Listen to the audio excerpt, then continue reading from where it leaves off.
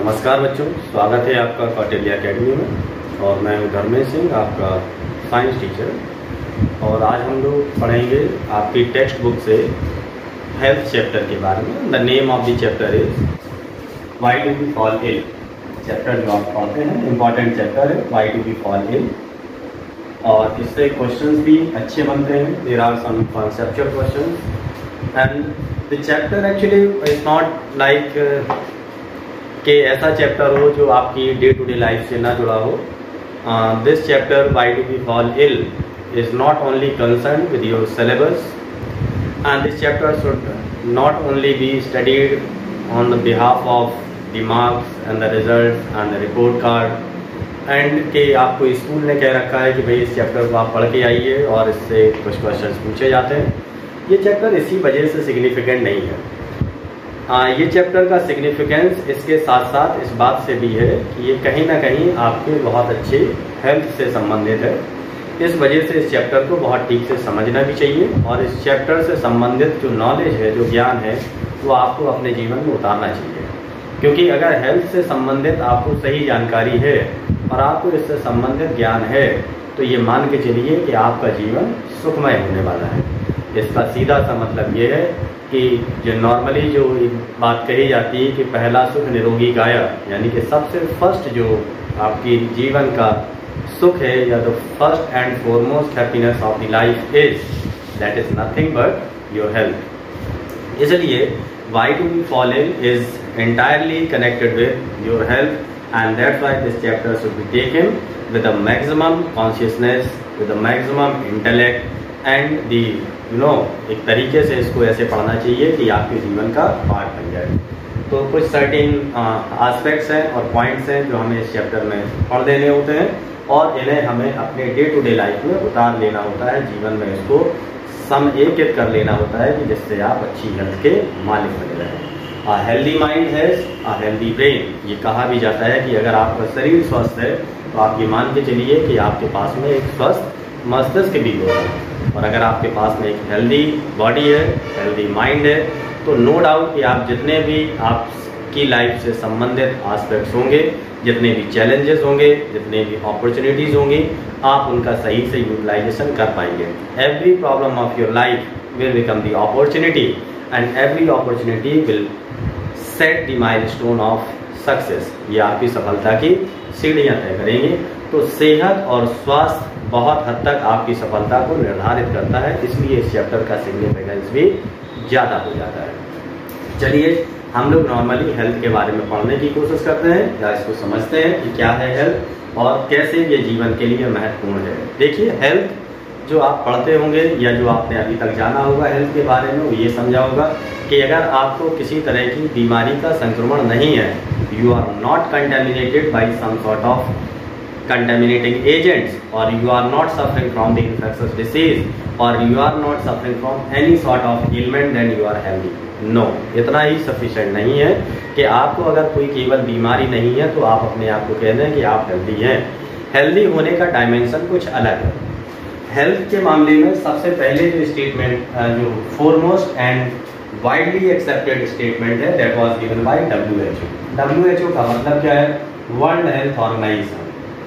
World health organization एक ऐसी अंतर्राष्ट्रीय संस्था है जिसका काम है कि पूरी दुनिया की सेहत और स्वास्थ्य के बारे में निगरानी रखना और उनके सेहत के बारे में जो अच्छे कदम हो सकते हैं उनको उठाया जाना, जिससे कि पूरी दुनिया को स्वस्थ रखा जा सके।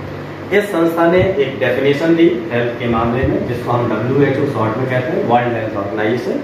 According to world health organization, health is simply defined as the physical, mental and the social wellbeing.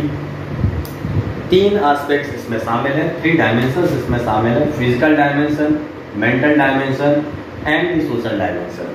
अगर कोई व्यक्ति ये तीनों डायमेंशंस पे अपनी हेल्थ को पाता है या अपने में वो डायमेंशंस को समझता है कि उसके पास इन डायमेंशंस की जो ज़रूरत है उनको वो पूरा करता है, तो ही और she can claim himself to be healthy. अगर वो ये तीनों डायमेंशंस को पूरा नहीं करता है, इन तीनों डायमेंशंस जो है उनके पैरामीटर्स में वो खरा नहीं उतरता है, तो हम ये कहेंगे कि वो जस्ट बीमारियों से दूर है, ना कि वो हेल्दी है। तो हेल्दी होने के लिए इन तीनों डायमेंशंस पे किसी भी व्यक्ति का खरा उतरना जरूरी है। तो चलिए हम ये समझ लेते हैं कि फिजिकल डायमेंशन क्या है। फिजिकल डायमेंशन से मतलब है कि all the body parts are functioning properly. एक छोटा सा स्टेटमेंट है लेकिन इसका मीनिंग अलग है कि all the body parts are functioning properly. आपके बॉडी के सभी पार्ट्स प्रॉपर्ली फंक्शन कर रहे हैं। इसका मतलब ये है कि you are fit from physical dimension. Physical dimension के पॉइंट ऑफ व्यू से आप में वो फिटनेस है, फिजिकली आप फिट है। फिजिकल डायमेंशन में जो बॉडी पार्ट से मतलब है, these are not the external body parts like your limbs, the eyes, the nose and the ear etc. यहाँ physical dimension से मतलब है the external physique and the internal too. External से मतलब जितने आपके बॉडी के एक्सटर्नल बॉडी पार्ट्स हैं उनके साथ साथ आपके इंटरनल बॉडी ऑर्गन्स जो है including heart, liver, lungs, kidney and all other body organs, they all must be functioning properly. अगर इनमें किसी तरह का कोई प्रॉब्लम नहीं है, ये सारे ऑर्गन्स आपके ठीक से काम करते हैं, तो इसका मतलब क्या है कि you can claim that you are physically healthy. यानी कि फिजिकल डायमेंशन जो है आप पूरा करते हैं, फिजिकल डायमेंशन के हिसाब से आप खड़े उतरते हैं और आप अपने आप को हेल्दी कह सकते हैं only from physical point of view. So you will be called physically fit if your body is functioning properly, all the body parts are functioning properly, then you are only physically fit. But to be fit and to be healthy you need to be mentally fit. यानी कि mental dimension जो है उनको भी पूरा करना होगा। अगर मेंटल डायमेंशन पूरे नहीं है तो आप अपने आप को हेल्दी नहीं कह सकते। अब भाई मेंटल डायमेंशन क्या है? मेंटल डायमेंशन से मतलब क्या है? Individual leading harmonious life style. Harmonious life से मतलब होता है यहाँ पे एक सौहार्दपूर्ण जीवन जीने का तरीका जो है वो हार्मोनियस लाइफ कहलाता है। सौहार्दपूर्ण जीवन से मतलब ये होता है कि आप जहाँ रहते हैं वो आप सोसाइटी का पार्ट हैं। Every individual, every man, every women, every student, every boy, every girl is the part of society. ये सब क्या है? समाज के हिस्से हैं। और जब हम समाज का हिस्सा है तो समाज को हमसे और हमको समाज से किसी तरह का कोई प्रॉब्लम नहीं होना चाहिए। In case you are suffering from some sort of anxiety, you are suffering from some sort of depression, आपके दिमाग में किसी तरह का तनाव है, चिंता है, अवसाद है और you have a guilt like that. अगर आपको आत्मबोध ये होता है कि आपने कहीं कुछ गलत कर रखा है, कोई एक्शन आपसे गलत हो गया है और उसकी वजह से आप एंग्जाइटी में हैं या डिप्रेशन में हैं या आप में गिल्ट का भाव है, अगर ये कहीं आपकी बॉडी में या आपके माइंड में ये सब चल रहा है तो you can not claim yourself to be mentally fit. Mentally fit होने के लिए जरूरी है कि ही और she must be free of tension and anxiety. आपको टेंशन और एंग्जाइटी से मुक्त होना होगा। अगर आप टेंशन और एंग्जाइटी से मुक्त नहीं है तो आप नहीं कह सकते कि आप मेंटली हेल्दी हैं। तो आपको फिजिकली भी फिट होना है और मेंटली भी फिट होना होगा। आप एक हार्मोनियस लाइफ को अगर जी रहे हैं, आपके सारे बॉडी ऑर्गन्स ठीक से फंक्शन कर रहे हैं तो आप फिजिकली भी हेल्दी हैं और मेंटली भी हेल्दी हैं। A person who is physically healthy and mentally healthy must also be socially healthy. यानी कि वो सोशल डायमेंशंस को भी पूरा करता हो। तो सोशल डायमेंशन से मतलब क्या होता है? Social dimension a person leading active social life. एक ऐसा व्यक्ति, ऐसा स्टूडेंट जो एक एक्टिव सोशल लाइफ को जीता है वह सोशली फिट कहलाता है। अगर उसके पास एक एक्टिव सोशल लाइफ नहीं है, suppose you have lack of interest, अगर आपका आपके जीवन में इंटरेस्ट कम है, अगर आपका अपने सब्जेक्ट में इंटरेस्ट कम है, आप किसी सब्जेक्ट में ठीक से कॉन्सेंट्रेट नहीं कर पाते हैं, you can not concentrate on the content your teacher is teaching, you cannot focus on the thing what your parents are saying and you cannot focus on the certain things which are important in your life, it means you have some sort of problem। इसका मतलब सीधा सा ये है कि आप में कहीं ना कहीं कुछ समस्या है और ये समस्या क्या बन जाएगी? आपकी सोशल लाइफ से संबंधित समस्या बन जाएगी and you can not set the parameter of standard of the life, cooperation of the life, leadership and the coordination. तो ऐसा व्यक्ति जिसमें स्टैंडर्ड लाइफ जीने का जज्बा भी है और एक स्टैंडर्ड लाइफ वो जी रहा है, उसमें कोऑपरेशन का भाव भी है, वो दूसरों को कोऑपरेट भी करता है और लोग भी उसको कोऑपरेट करते हैं। उसमें लीडरशिप का भी भाव है। ऐसा व्यक्ति, ऐसा स्टूडेंट जिसमें लीडरशिप का भी भाव है, किसी भी चैलेंज के लिए वो लीडर बन जाता है और बहुत सारे लोगों को अपनी मंजिल तक पहुंचाने का काम करता है, तो हम ये कहेंगे कि उसमें लीडरशिप का भाव है। तो अगर किसी व्यक्ति में, स्टूडेंट में लीडरशिप का भी भाव है, कोऑपरेशन का भी भाव है, स्टैंडर्ड का भी भाव है और कोऑर्डिनेशन की भी क्षमता है। कोऑर्डिनेशन का मतलब है कि जटिल समस्याएं जो होती हैं उनको सुलझाने की उसमें एबिलिटी है। अगर ऐसा सब कुछ है तो हम ये कह सकते हैं कि वो व्यक्ति सोशल डायमेंशंस को पूरा करता है, मीट आउट करता है। तो that means this kind of the person who is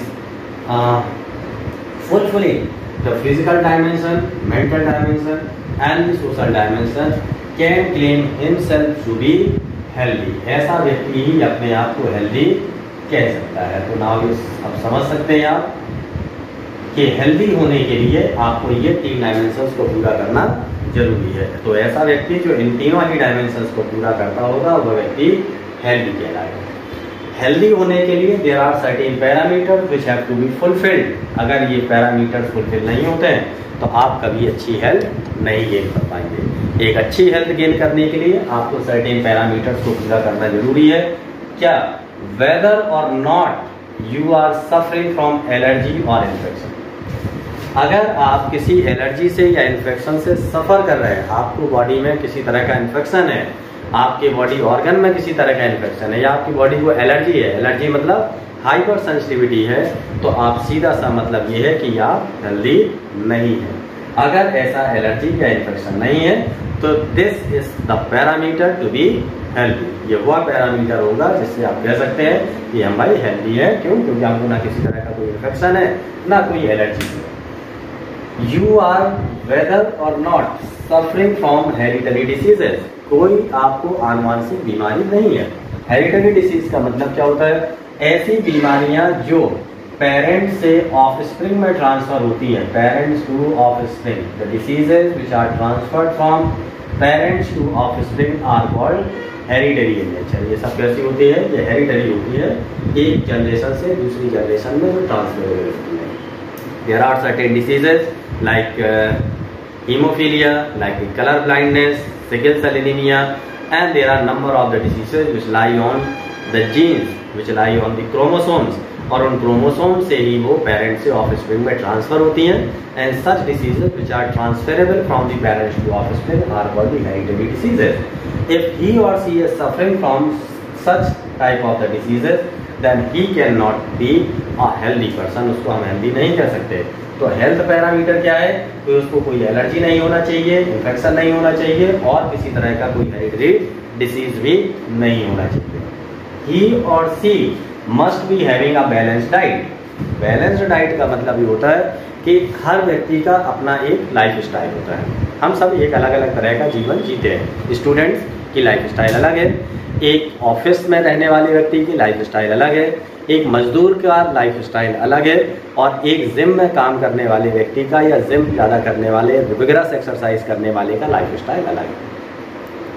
तो person requires calorie, person requires energy, person requires nutrient as per the life style. हर व्यक्ति अपने लाइफ स्टाइल के अनुरूप ही भोजन को ले, न्यूट्रिएंट्स क्योंकि उसको एक निश्चित मात्रा में ही चाहिए।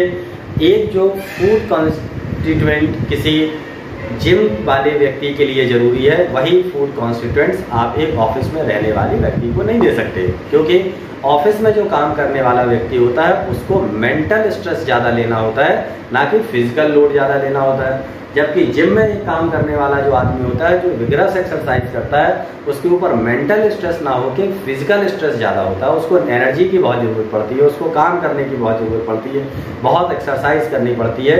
तो dietary system of a man working in the gym is different than the dietary system required for a person working in the office. जो ऑफिस में काम करेगा उसको अलग तरह का भोजन, जिम में जो काम करता है उसको अलग तरह का भोजन, जो एक नॉर्मल लाइफ स्टाइल जीता है उसको अलग तरह का भोजन, और एक किसान हो चाहे जो जिसका जैसा लाइफ स्टाइल है, या आप जो स्टूडेंट है आपका जो लाइफ स्टाइल है, सबको एक निश्चित मात्रा में कैलोरी की जरूरत पड़ती है। तो as per the requirement of the calorie person needs food components. So there are 7 components of the food. These components are called carbohydrates, fats, proteins, vitamins, minerals, roughages and water. ये 7 ऐसे constituent हैं जो food का essential part है। These all the 7 components are required by every individual for being a healthy person. So a diet which is having all these 7 components in the adequate amount and the proper amount is called balanced diet। ऐसा भोजन जिसमें ये 7 component एक निश्चित अनुपात में present होते हैं जो उस व्यक्ति के लिए आवश्यक है, तो हम ये कहेंगे ऐसी डाइट को बैलेंस डाइट कहते हैं। तो पर्सन वेदर और not taking balance diet determines his health. ये उस व्यक्ति की हेल्थ को डिसाइड करेगा। अगर कोई व्यक्ति हेल्थ बैलेंस डाइट नहीं ले रहा है तो सीधी सी बात है वो हेल्थ पैरामीटर पूरे नहीं कर रहा है, और जो व्यक्ति हेल्थ पैरामीटर पूरे नहीं करेगा वो कभी ना कभी बीमार पड़ेगा जरूर। या तो वो माल न्यूट्रिशन का शिकार हो जाएगा, और या फिर जो है वो एबनॉर्मल न्यूट्रिशन यानी कि न्यूट्रिशन ज़्यादा होने का शिकार हो जाएगा। ज़्यादा खाना भी हेल्थ के लिए नुकसानदायक है और ना खाना भी हेल्थ के लिए नुकसानदायक है, तो दोनों ही कंडीशन हार्मफुल है बॉडी के लिए। That's why diet must be taken in the balanced form. Next health parameter is the physical, mental and the social fitness. ये तीनों तरह की फिटनेस होनी चाहिए। अगर ये तीनों फिटनेस नहीं है, जिसको हम पहले एक्सप्लेन कर चुके हैं, तो you are not fulfilling the health parameters and once in the line you will suffer the health problems. Now what the person must be apart from the anxiety, stress and the tension। अगर वो stress, tension या anxiety से दूर नहीं है तो ऐसा व्यक्ति हेल्थ पैरामीटर पूरे नहीं कर रहा है और वो कहीं ना कहीं बीमार होगा। So these are what the 5 health parameters which are to be essentially fulfilled by every student, by every individual। And now अब सवाल ये आता है कि हेल्थ इतना इम्पोर्टेंट विषय क्यों है, क्यों हमें हेल्थ का सिग्निफिकेंस पता होना चाहिए। यह वास्तविकता में हेल्थ का सिग्निफिकेंस है क्या। अगर हम हेल्थ का सिग्निफिकेंस देखें तो देखिए, अगर कोई व्यक्ति हेल्दी नहीं है, मान लीजिए he is not physically fit, not mentally fit, not socially fit, तो आप ये मान लीजिए कि वो एक स्वस्थ और सुखी जीवन नहीं बिता पाएगा। एक हार्मोनियस जीवन जीने के लिए, एक सुंदर सा जीवन जीने के लिए मनुष्य का सबसे पहले हेल्दी होना जरूरी है। जब आप हेल्दी होंगे, फिजिकली हेल्दी होंगे, तो किसी भी तरह के काम को बहुत अच्छे से कर पाएंगे। अगर आप मेंटली फिट हैं तो आपको जो वर्किंग प्रोसेस दी गई है, जो आपको क्वेश्चन तैयार करना है, आपको एग्जाम में अच्छे से परफॉर्म करना है, आपको जीवन में कोई लक्ष्य हासिल करना है, जैसे कोई एग्जाम क्वालिफाई करके IITian बनना है या इंजीनियर बनना है या डॉक्टर बनना है, या कोई भी डिफरेंट एग्जाम में अगर आपको सक्सेसफुल होना है, तो this is very important for you to be mentally fit. आपको मेंटली फिट होना चाहिए। अगर आप मेंटली फिट नहीं है तो ये सारे जो लाइफ के चैलेंजेस होते हैं उनको आप पूरा नहीं कर पाएंगे, और किसी भी चैलेंज को आप प्रॉब्लम मान लेंगे, और अगर आप मेंटली फिट हैं तो वही प्रॉब्लम आपके लिए अपॉर्चुनिटी बन जाएगी, और उस अपॉर्चुनिटी का आप सही से इस्तेमाल करके जीवन में सक्सेसफुल भी हो जाएंगे। तो सफल होने के लिए सबसे ज़्यादा आवश्यक अगर कुछ है तो वह है आपका स्वास्थ्य। अगर आप स्वस्थ नहीं हैं तो आपके लिए हर समस्या है, और अगर आप स्वस्थ हैं तो हर समस्या आपके लिए समाधान लेके आएगी, और उसके साथ आपको सफलताओं के जो पैरामीटर्स हैं वो पूरे करने का मौका भी मिलेगा। तो इसलिए health is very significant. Health अपने आप में बहुत सिग्निफिकेंट है। आप किसी भी वर्क को एफिशिएंटली करना चाहते हैं, आप चाहते हैं कि हम ये वर्क बहुत जल्दी कर लें, इसलिए इसको पूरा कर लें, तो उसके लिए हेल्थ का होना जरूरी है। तो that's why health is very significant and important for every individual, every student and every member of the society. And now what important part कि health is the personal and the community issue. किसी भी व्यक्ति की जो health होती है वो personal और कम्युनिटी इशू है। यानी कि पर्सनल और कम्युनिटी इशू से होने का मतलब ये है कि हम जिस समाज में रहते हैं, the country India has a vast diversity in the living standards too। रहन सहन के तरीकों में हिंदुस्तान के जो तरीके हैं वो बिल्कुल भिन्न भिन्न प्रकार के होते हैं। जैसे a person living in the Mumbai is living a different lifestyle than the person living in the Kanpur, and the person living in the Kanpur has a different lifestyle than the person living in some town area, and the person living in the town area has a different lifestyle than the person living in the villages or the rural area। गांव में रहने वाले जो व्यक्ति होते हैं वो अलग तरह के जीवन शैली को जीते हैं, जबकि शहरों में रहने वाले व्यक्ति अलग तरह के जीवन शैली को जीते हैं। उनके पास जो अमेनिटीज़ होती हैं, मेडिकल फैसिलिटीज़ होती हैं, लाइफ स्टैंडर्ड्स होते हैं, फूड की सप्लीमेंटेशन होती है, फूड की जो ज़रूरतें होती हैं, वो सारी अलग अलग तरह से मेंटेन होती हैं।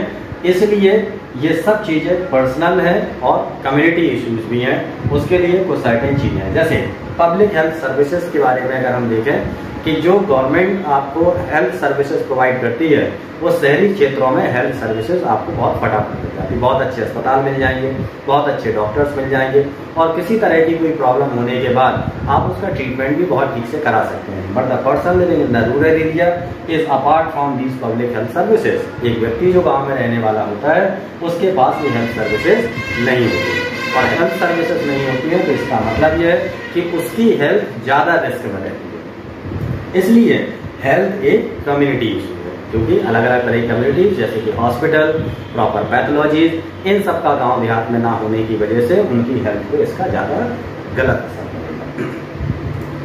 Economic conditions of any individual determines the health of the family, health of the society.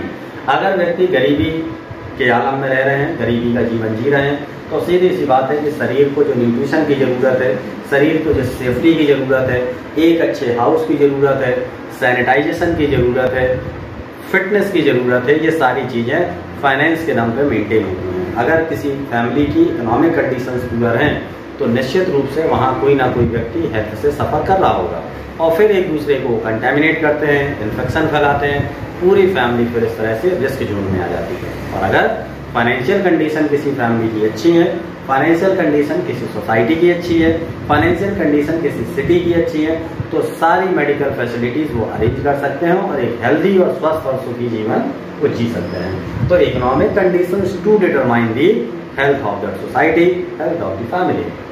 Social equality and the harmony, this is very important to maintain the health of the individual, क्योंकि अगर समाज में रहने वाले व्यक्ति समानता के भाव से नहीं रह पाते, जैसे there is a casteism in our society, हमारे समाज में हम देखते हैं कि जात पात को लेके आए दिन कुछ ना कुछ चर्चा और ये सब होता रहता है।